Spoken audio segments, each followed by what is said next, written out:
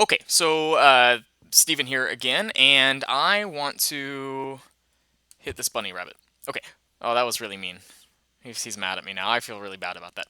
Well, let's make it up to the bunny rabbit by fixing this spacing right here, because I know that it bugs the bunny rabbit as much as it bugs me.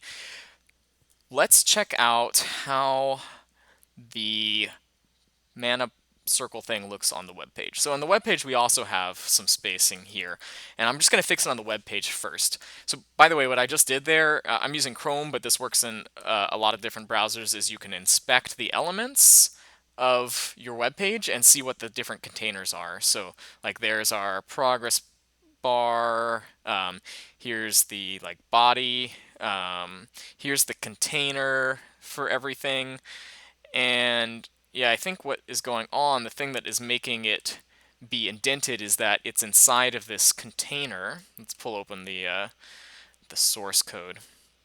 Yeah, so there's this container right here. You can see it highlighted above.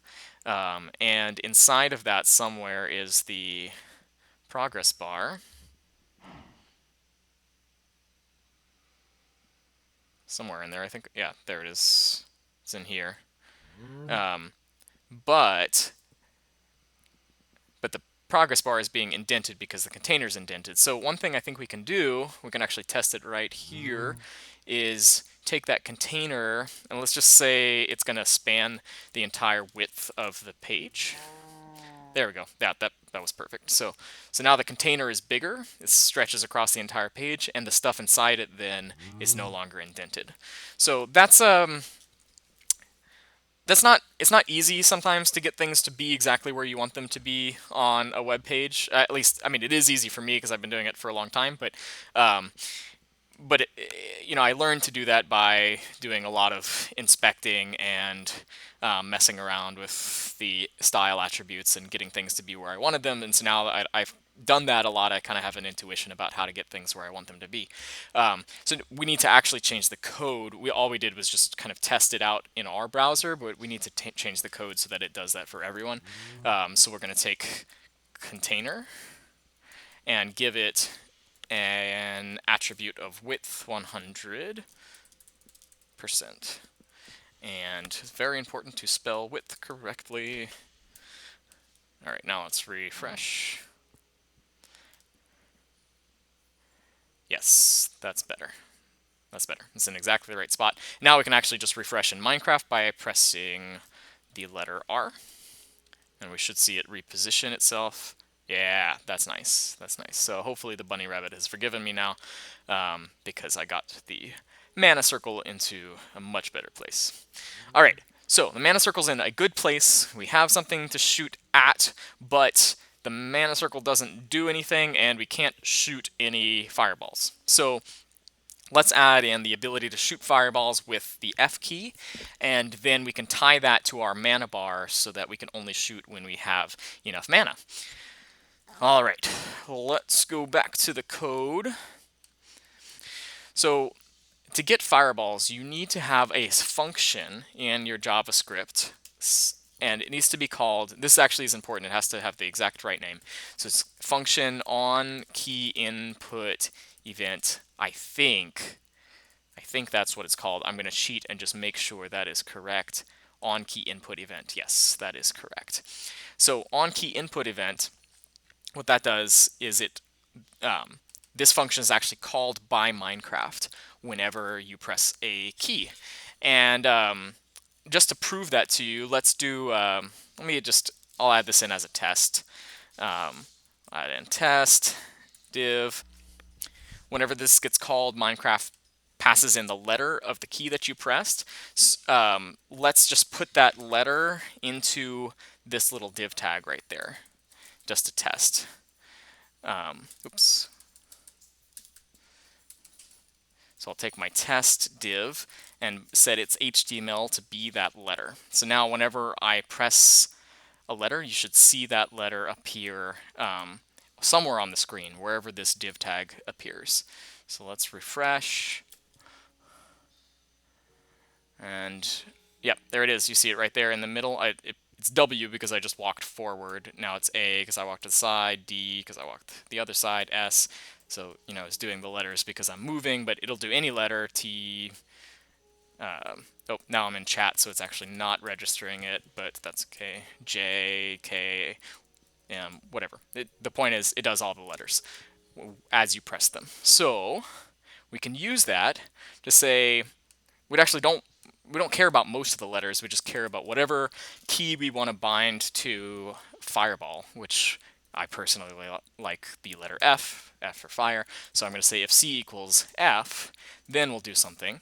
And again, let's just test. I like to test as often as possible. So I'll set HTML for the test to be Fireball whenever I press F, just to make sure that the key binding is working okay. So I'll press R here to refresh, and now I'm going to press G. Nothing happens. I'm going to press E. Nothing. Well, something happens, but we don't see the word Fireball. And I'm going to press F, and we should see Fireball. We do. So we've gotten it to detect when we press a key, and we've gotten it to do something. Now we just have to get it to actually shoot a fireball. Now, this was actually the tricky part. Actually, the first thing I did, maybe you all already know this, but the first thing I did was I Googled for spawn fireball Minecraft, because I couldn't remember the command to do that. But I found this one, become a gas, summon a fireball, and other cool stuff. So I clicked that, of course, and let's see, there was a nice little command here that got me started. Here it is. Oh, it disappeared. Come back. Come back, please. Are you gonna let me copy it? No. Come on. Okay, so this website's broken. Oh, there we go. Okay, I got it. Now, if we paste that into Minecraft, it'll kind of work, I think. Not 2 slashes, just 1. So summon a fireball, and then you can give it some explosion power and a direction. And this one, I think that, yeah, it's just basically that one just summons it above your head, and then it has no direction, so it just sits there. That's okay. That's close. That's enough to get us started. Notice if I do the same thing, but I give it some kind of direction, like maybe I have it go in the X direction. Yep, there it is. It shoots off into the X direction. It ends up stopping after a while. I think that's just how it's supposed to work. Yeah. So anyway, so that gives us a fireball to shoot. Let me set the time to day.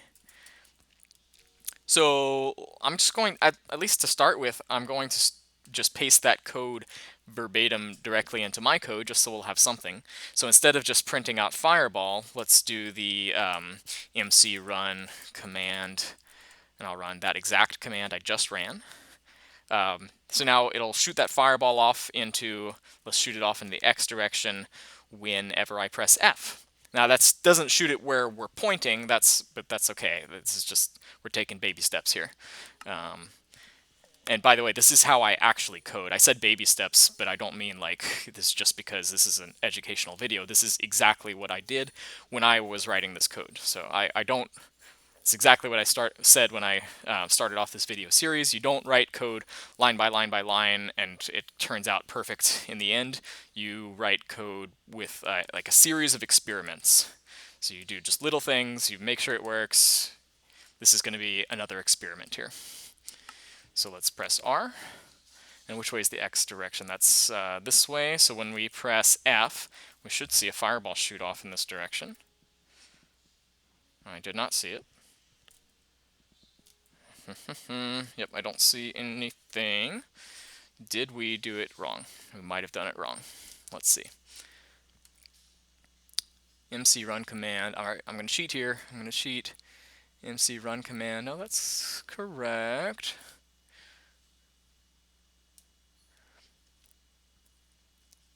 That's correct. All right, well, let's do some debugging. There's probably just something silly that I did here. Actually, I could check the error logs. Let's see if there's any errors. You can do this too. Yours will be in the launcher. All the errors print out in the launcher. Oh, Yes, MC is not defined, so I did forget something very important. And I am going to steal this. There is a special JavaScript library that I wrote to help you with Minecraft-related things. It's very much like this progress bar library that someone else wrote to help you with progress bars. This one is another thing that you can just paste in. It's mod.learntomod.com/programs/steve-js-test. Now, this will probably change in the future. I don't think it'll always be called JS Test, but if it does change, I'll put the link in the description underneath this video. But now that we have that in there, it should work. So let's refresh. And now let me press R again. Nope, not R. That was refresh. I'm going to press F, and we should see a fireball. But I still don't see a fireball. So let's check again. It looks like it's giving me the same error. Maybe it didn't save. So we got JS test, save, back over here, refresh,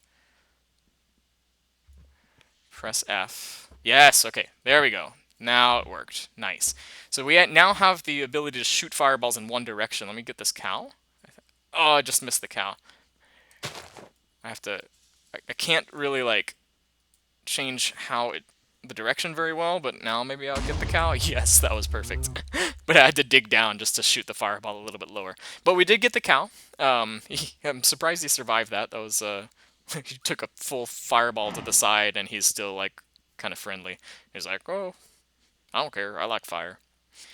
Anyway, in the next video, we'll come back and I'll show you how to direct the fireball in the direction that you're looking, which is a lot more useful. But we're doing pretty well. We've gotten really, really far. That we're already shooting a fireball with the F key.